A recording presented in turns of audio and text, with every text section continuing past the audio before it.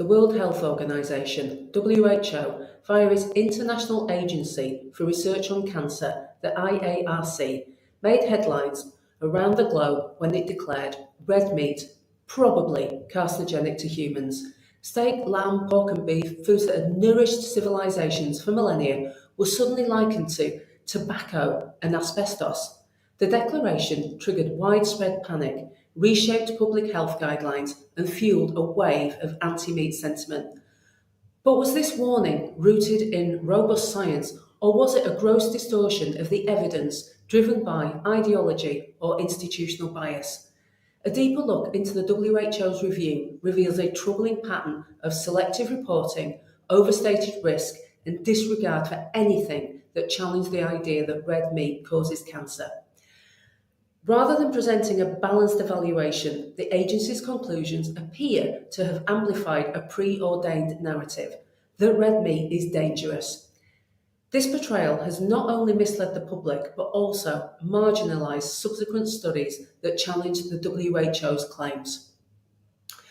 The WHO reviewed over 800 studies to reach its conclusion, yet only a tiny fraction, just 14 cohort studies and 2 consortia, actually made it into the final analysis for red meat and colorectal cancer, yet more than 780 other studies were tossed aside.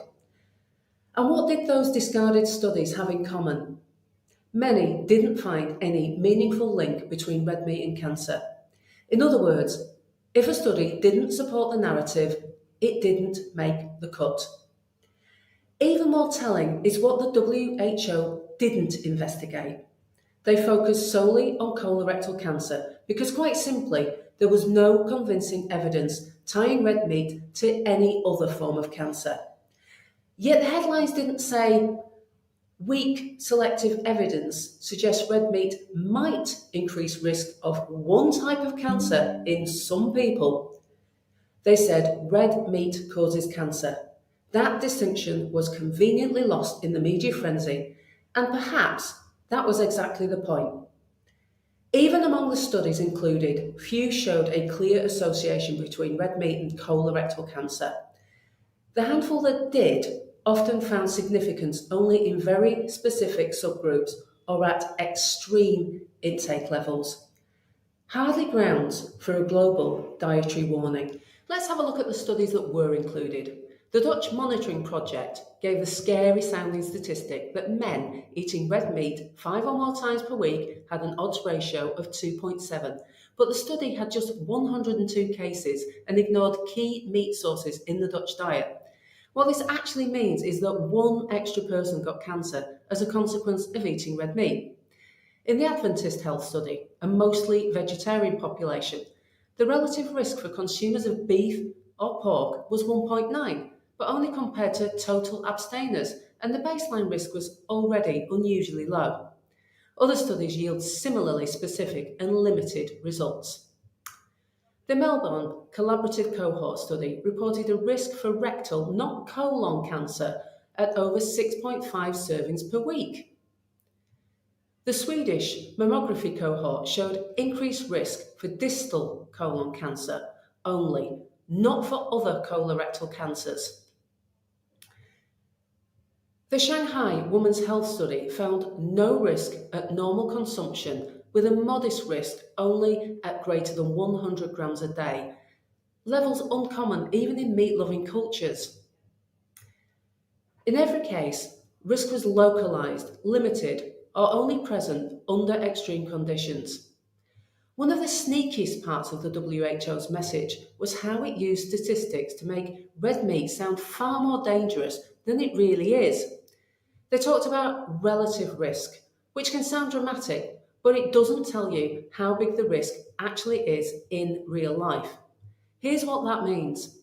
In Western countries, about 5 out of every 100 people will get colorectal cancer at some point in their lives. If something doubles your risk, what scientists called a relative risk of 2, that number goes from 5 to 10 out of 100. That's a noticeable difference, but most of the studies didn't show anything close to that. They found tiny increases, like a 20% rise in risk.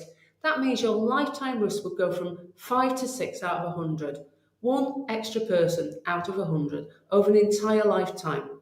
Now that's the absolute risk. What kind of number that shows what's really going on? But the WHO didn't talk about it that way. Instead, they used scarier sounding relative risk numbers, which made the danger seem much bigger than it really is. And let's be honest, if the actual increase in risk is just one extra case per 100 people, is that really worth a global health scare? Most people wouldn't think so. And let's not forget, this was only in the 14 studies that found a connection, when the vast majority of studies found no connection at all. What the WHO didn't emphasise, but should have, is that most of the best studies found no clear link between red meat and cancer. These weren't minor studies or buried in footnotes. They were large, carefully conducted, and designed to find patterns in real world eating habits over many years. And in study after study, they found that eating red meat didn't significantly increase cancer risk. Now let's take a look at the studies that found no connection. The NYU Women's Health Study followed women in the US and found no statistically significant risk. Those who ate red meat had about the same cancer rates as those who didn't. The Takayama study in Japan found no risk at all for women and only had a very slight difference for men, not enough to be meaningful.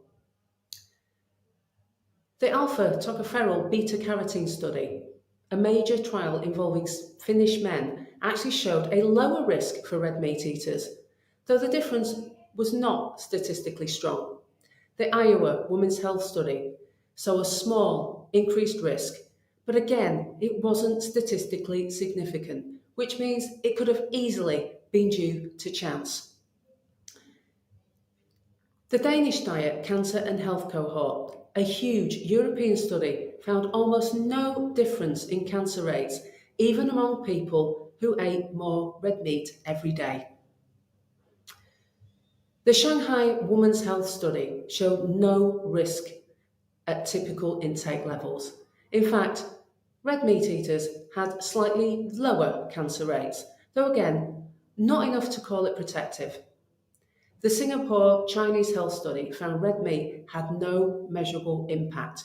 Cancer rates were nearly identical, whether people ate meat or not. And finally, the EPIC study, one of the largest nutrition studies ever conducted across Europe, found only a tiny increase in risk, and even that wasn't statistically solid.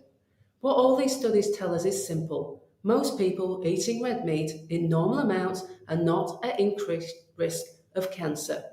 The WHO could have said that, but instead they cherry-picked the few outlier studies that showed small, specific risks and used those to create a global panic. By ignoring the bulk of the evidence and only focusing on the results that fit their message, the WHO told a distorted story, and the millions of people who heard red meat causes cancer never got to hear the rest of the science. The studies that did show a correlation also admitted the possibility of residual confounding, that is, the influence of other lifestyle factors not fully accounted for. High red meat consumption in Western populations often correlates with smoking, alcohol use, low fibre intake, and sedentary lifestyles. Moreover, some evidence suggests that how meat is cooked, especially when charred or smoked, may introduce carcinogenic compounds, but this isn't specific to red meat and does not justify blanket condemnation of the food group. The WHO's warning was even stronger for processed meats, such as bacon, ham, and sausage, which were classified as Group 1 carcinogens, the same as smoking and asbestos.